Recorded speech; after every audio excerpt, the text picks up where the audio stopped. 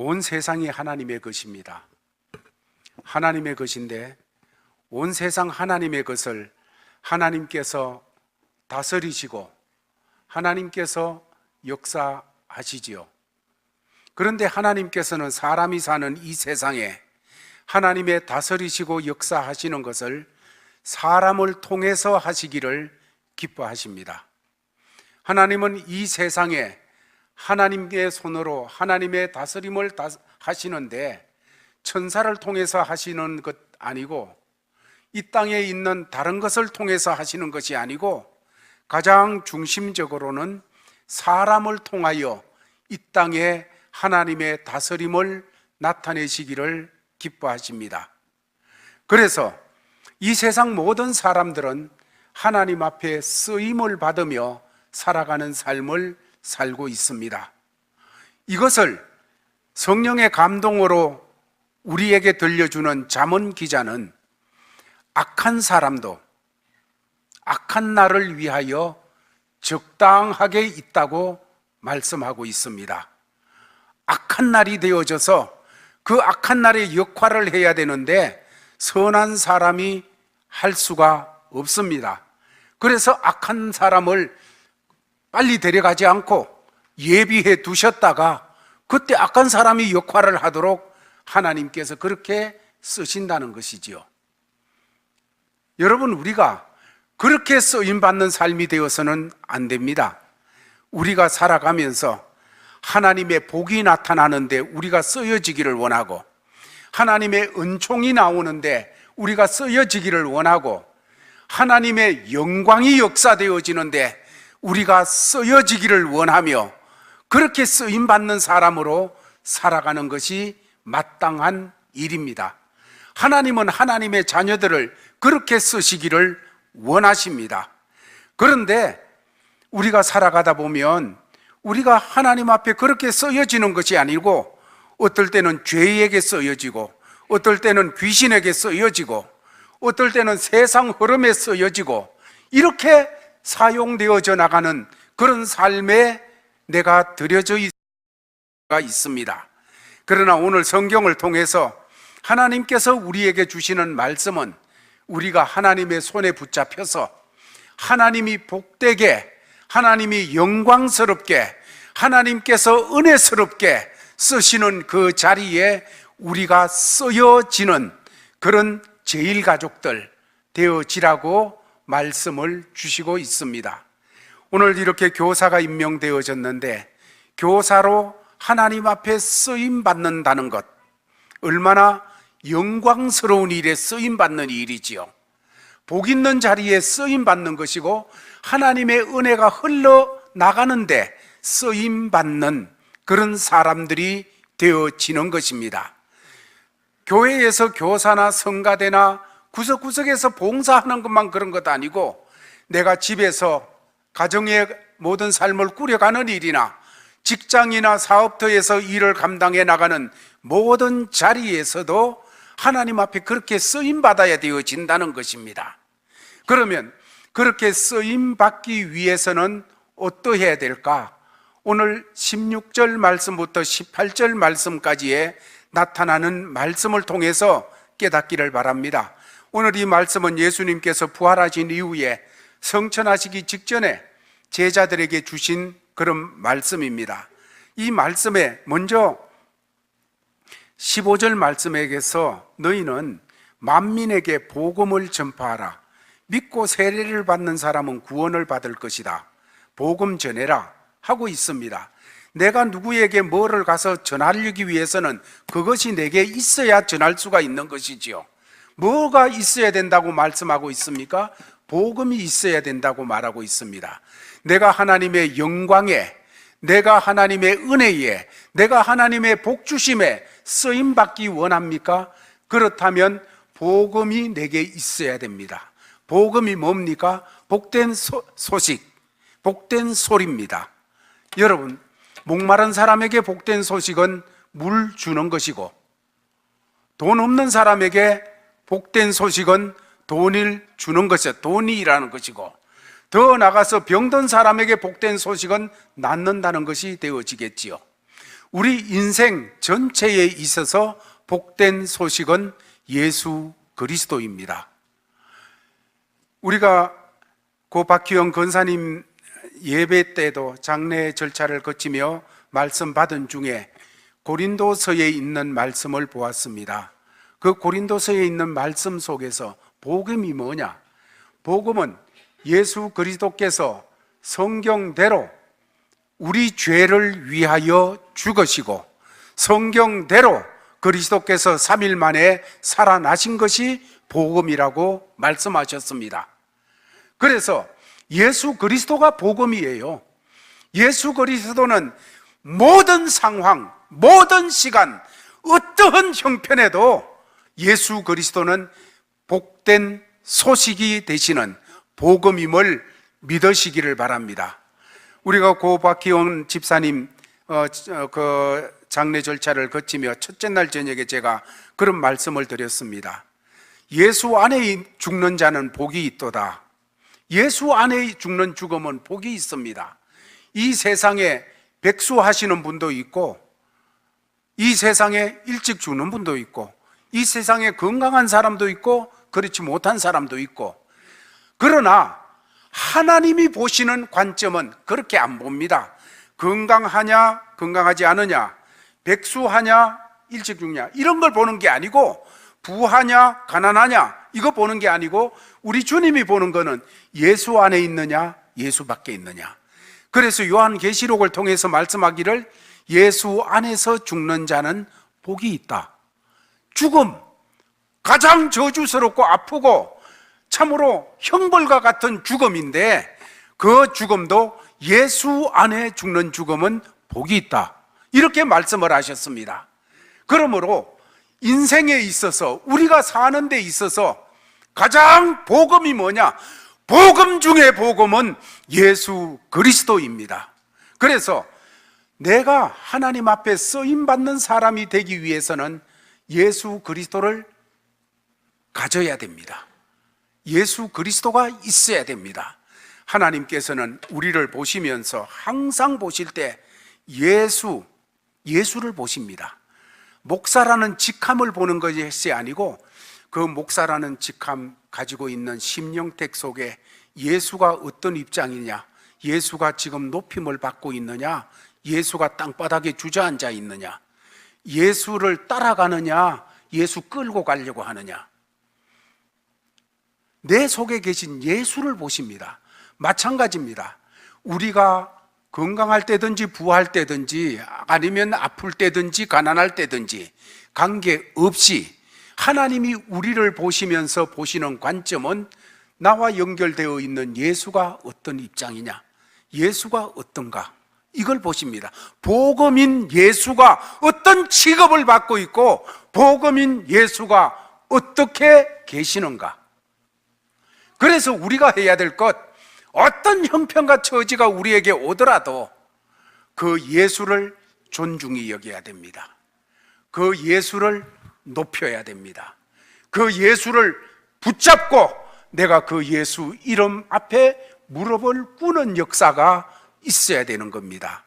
베드로가 주는 그리스도시요 살아계신 하나님의 아들입니다, 이럴 때 예수님께서 기뻐하시면서 그 베드로에게 반석이다, 이 반석 위에 교회 세우겠다, 주님의 의지를 나타내 주셨습니다. 사도 바울은 나는 복음 부끄러워하지 않는다. 왜?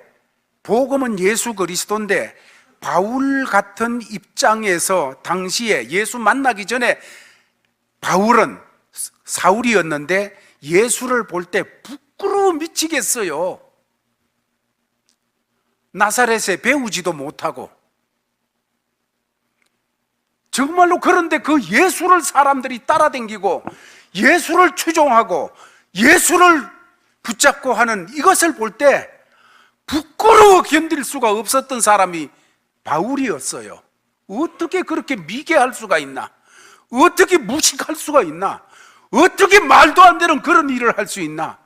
그랬던 바울이 예수 그리스도를 만나서 고백할 때 로마서 1장 16절 말씀에서 나는 복음을 부끄러워하지 아니한다. 왜?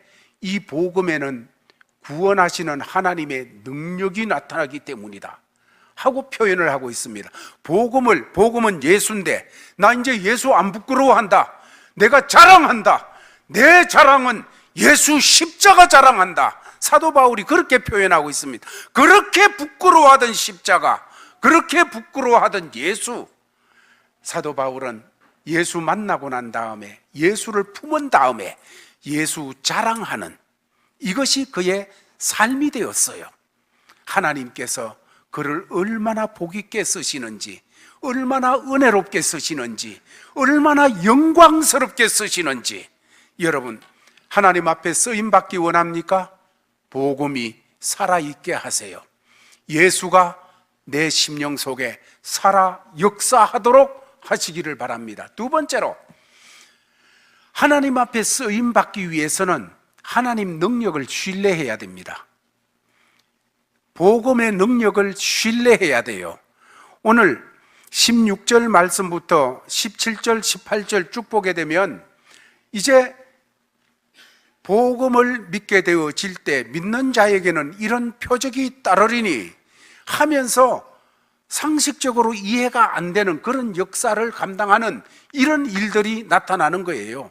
귀신에게 지배받을 수밖에 없는데 귀신을 쫓아내고, 병들면 주저앉을 수밖에 없는데 병자를 살려내고, 오히려 뱀에 물리면 죽을 수밖에 없는데 무슨 독을 마실지라도 괜찮고, 이게 뭡니까?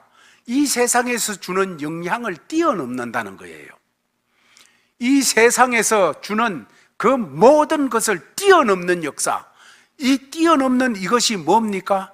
사도 바울은 말하기를 내게 능력 주시는 자 안에서 내가 모든 것을 할 수 있다. 자기가 힘이 있어서 할 수 있다는 것이 아니라 능력 주시는 자 예수 그리스도, 그분이 나를 통해서 해내시고야 만다는 말씀이지요. 주님이 해내십니다.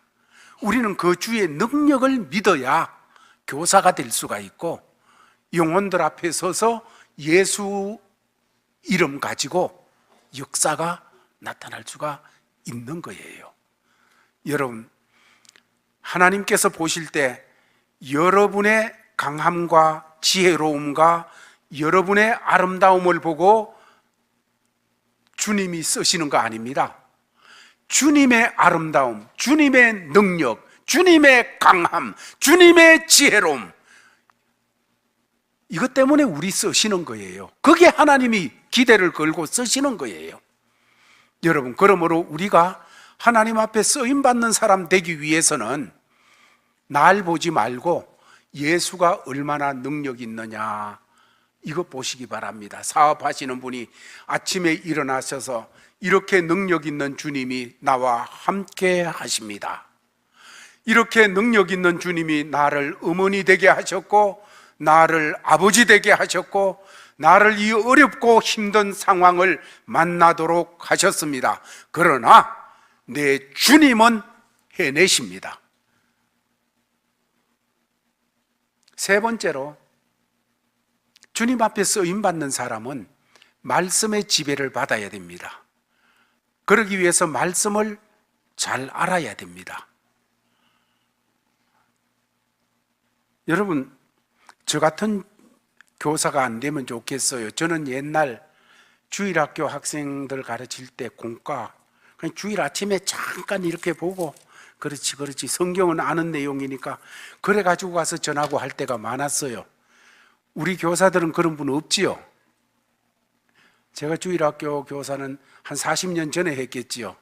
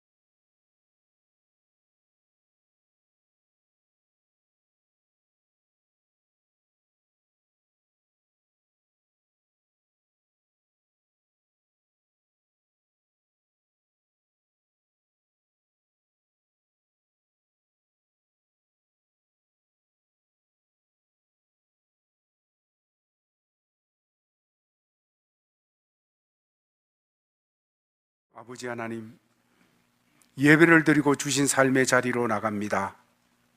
오늘 예배는 특별히 주일학교 수료식과 교사 임명식을 가지고 하나님 앞에 예배 드렸습니다.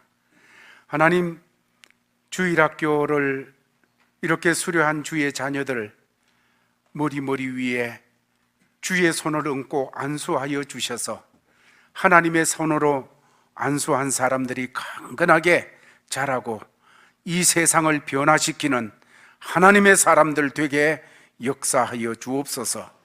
이들 속에 정치적으로, 경제적으로, 문화적으로, 교육적으로, 또 신앙적으로 참으로 거목들이 일어나게 하여 주시옵시고, 하나님 앞에 강건하게 쓰임받는 놀라운 역사들이 있게 하여 주시옵소서.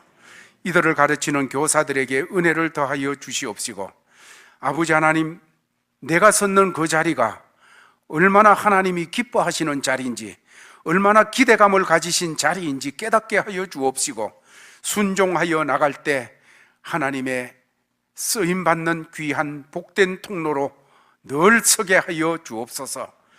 예배를 드리고 내려가는 사랑하는 주의 자녀들의 삶의 자리가 하나님의 은혜와 복주심과 하나님의 영광을 나타내시는 복된 쓰임받는 자리 되기 원합니다.